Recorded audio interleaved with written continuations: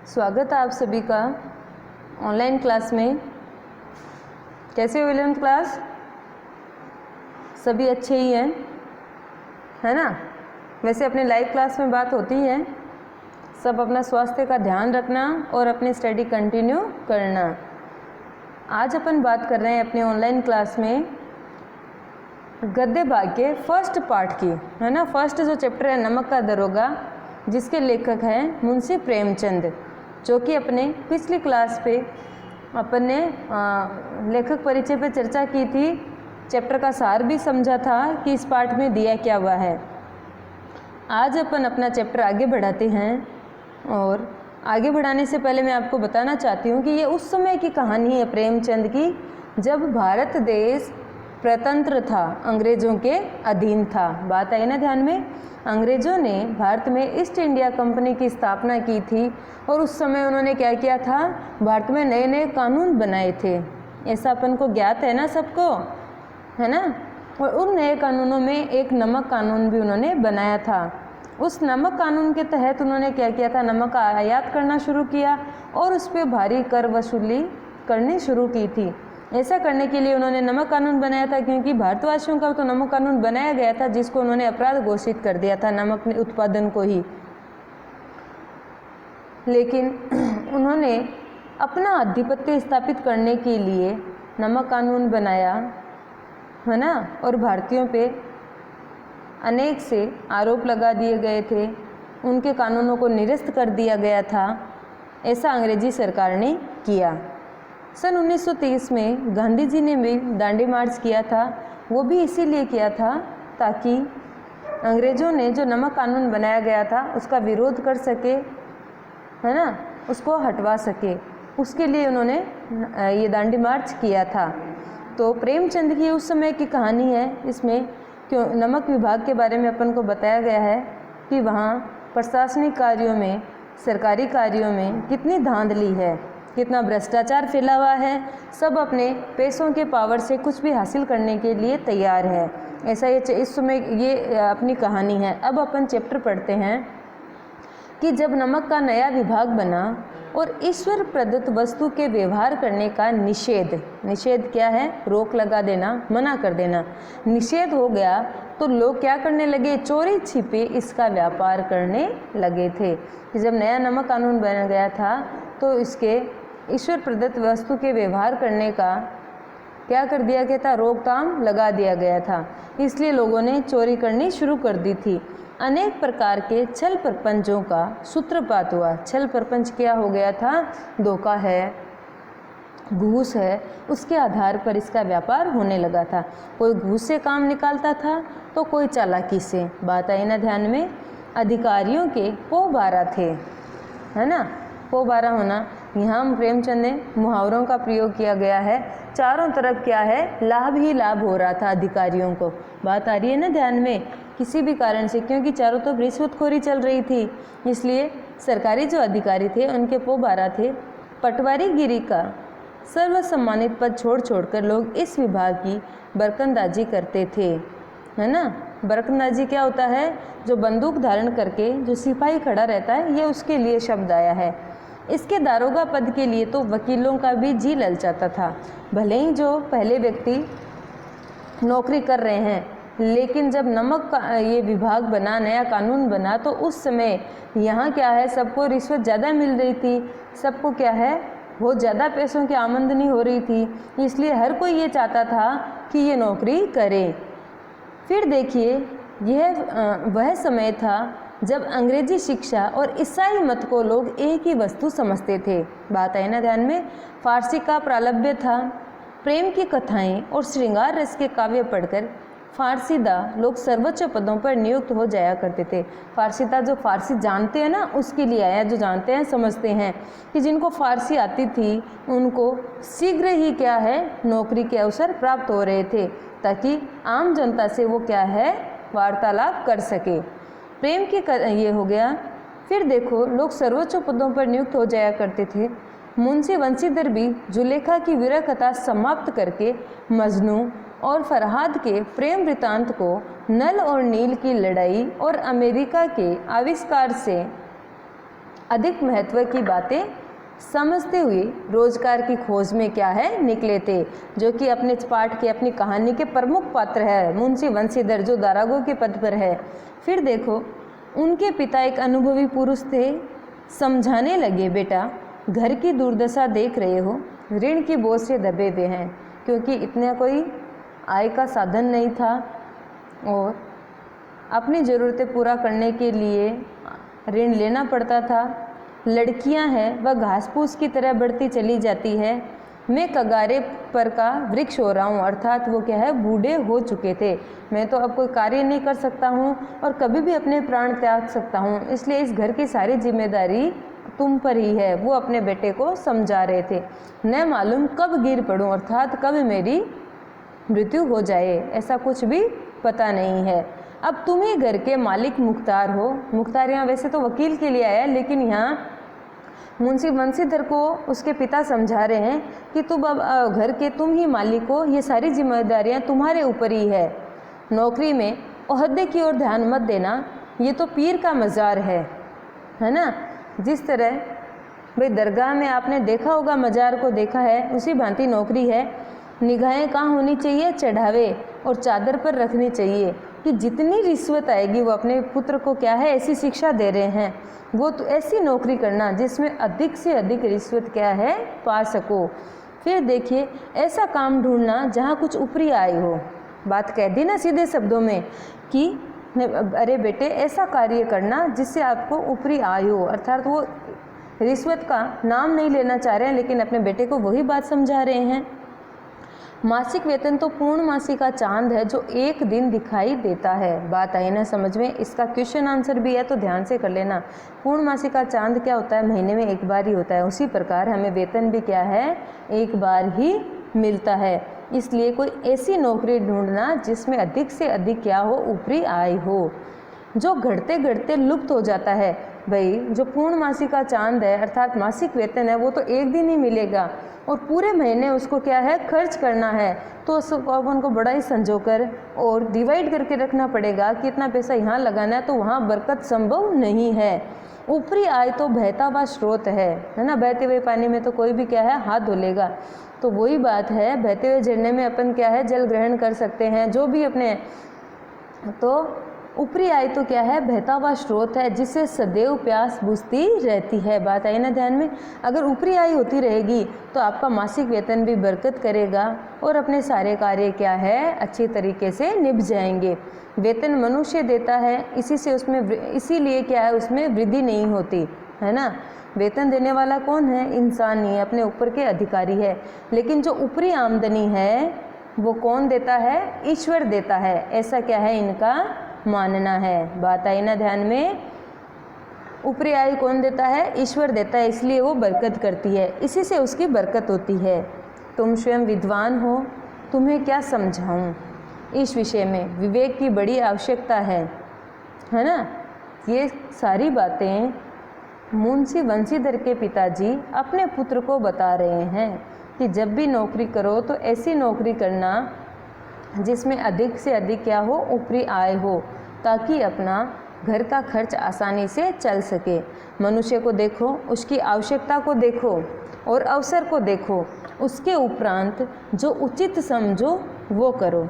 गरज वाले आदमी के साथ कठोरता करने में लाभ ही लाभ है। भाई किसी भी व्यक्ति को किसी चीज़ की ज़रूरत है ना, तो अगर उसके साथ कठोरता से पेश आएंगे तो वो क्या करेगा, अपन को रिश्वत देगा। और थोड़े और क्या है कठोर दिखेंगे तो अपनी ऊपरी आय अर्थात रिश्वत क्या है बढ़ती जाएगी।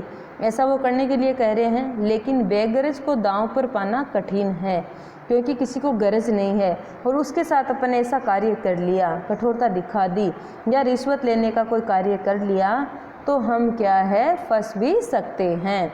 ये मेरी जन्म भर की कमाई है, अर्थात जन्म भर की कमाई क्या है, जो उन्होंने अपने जीवन में अनुभव लिया था उसका साझा अपने पुत्र के साथ उन्होंने किया है। इस उपदेश के बाद पिताजी ने आशीर्वाद दिया। बंसीधर आज्ञाकारी पुत्र थे, ये बातें ध्यान से सुनी और तब घर से चल खड़े हुए। इस विस्तृत संसार में उनके लिए धैर्य अपना मित्र है, बुद्धि अपनी पथ प्रदर्शक है और आत्मावलंबन है अपना सहायक था। लेकिन अच्छे सुकून से चले थे, जाते ही जाते नमक विभाग के दरोगा पद पर प्रतिष्ठित हो गए। अब देखिए उनको भी बड़ी अच्छी नौकरी मिल गई है, वेतन अच्छा और ऊपरी आय का तो ठिकाना ही नहीं था।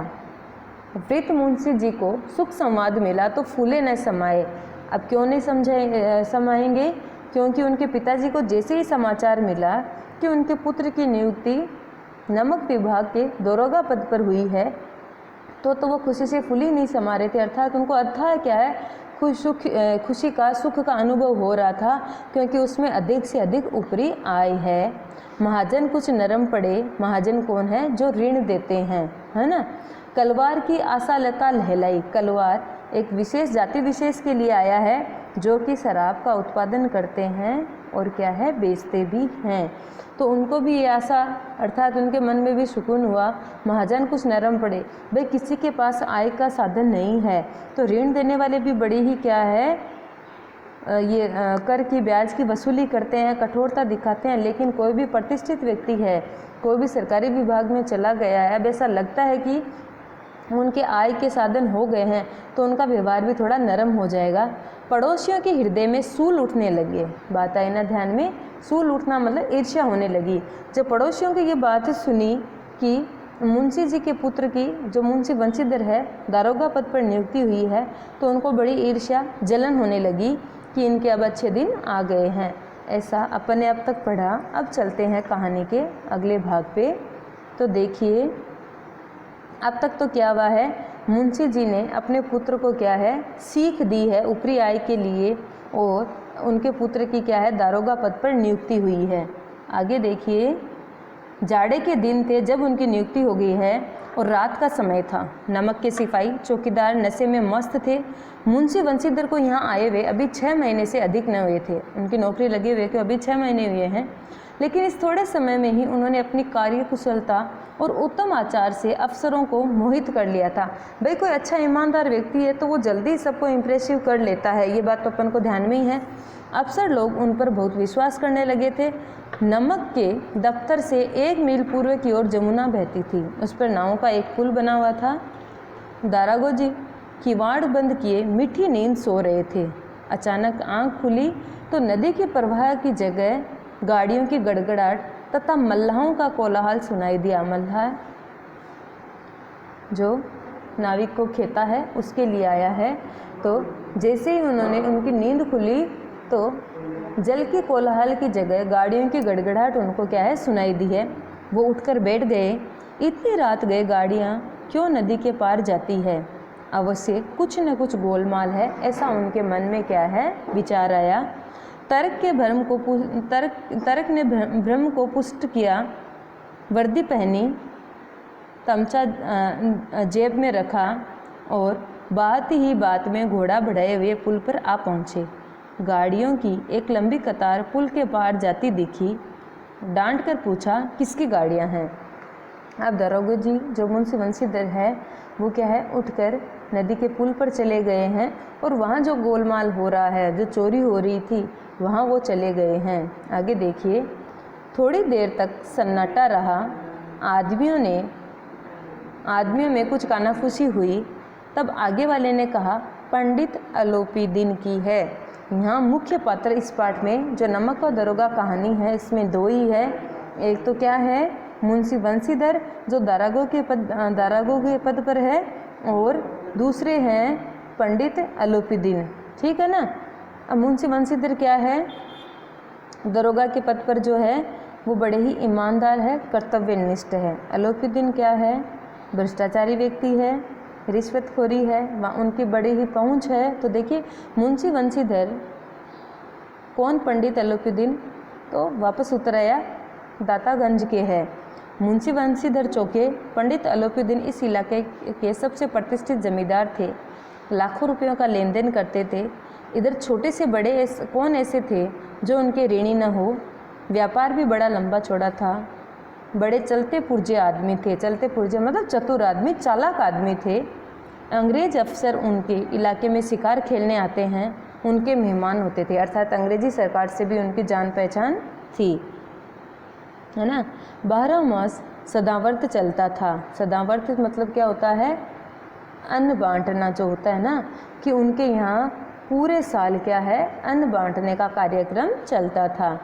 मुंशी जी ने पूछा, गाड़ियाँ कहाँ जाएगी? उत्तर मिला, कानपुर। लेकिन इस प्रश्न पर कि इनमें क्या है, सन्नाटा छा गया। दरोगा साहब का संदेह और भी बढ़ गया।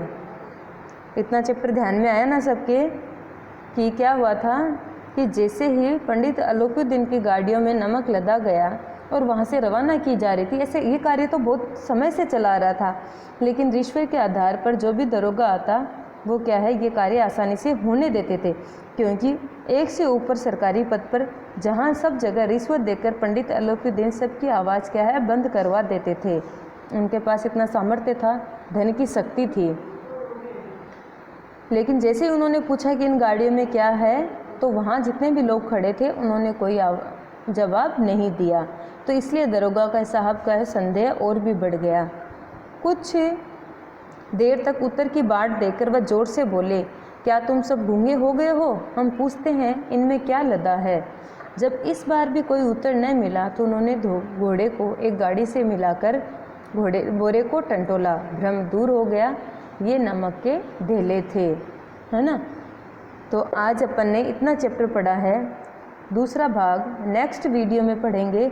आराम से बेटा रीड कर लेना। 2-3 मुहावरे आए हैं, 1-2 शब्दार्थ थे, वो भी मैंने बता दिया है। ये कहानी किस समय की है ये भी आपको बताया है कि जब भारत क्या था, प्रतंत्र था, अंग्रेज़ों के अधीन था। उस समय के नमक विभाग की जो कानून था या उसमें क्या भ्रष्टाचारी होती थी, भारतीयों पे जो अत्याचार हो रहे थे, वो सारा लेकर यहाँ या धर्म के ऊपर क्या है, ये धन के ऊपर धर्म की क्या है जीत को यहाँ बताया गया है। तो इतना अपन ने चैप्टर पढ़ा है, इतना रीड कर लेना। आगे का चैप्टर अपन क्या है नेक्स्ट क्लास में करेंगे। क्वेश्चन आंसर के मैं आपको PDF भेज दूँगी। जिस प्रकार पद्य भाग के आप क्या कर रहे हो, पहले लेखक कवि परिचय कर रहे हो और 2-2 क्वेश्चन कर रहे हो।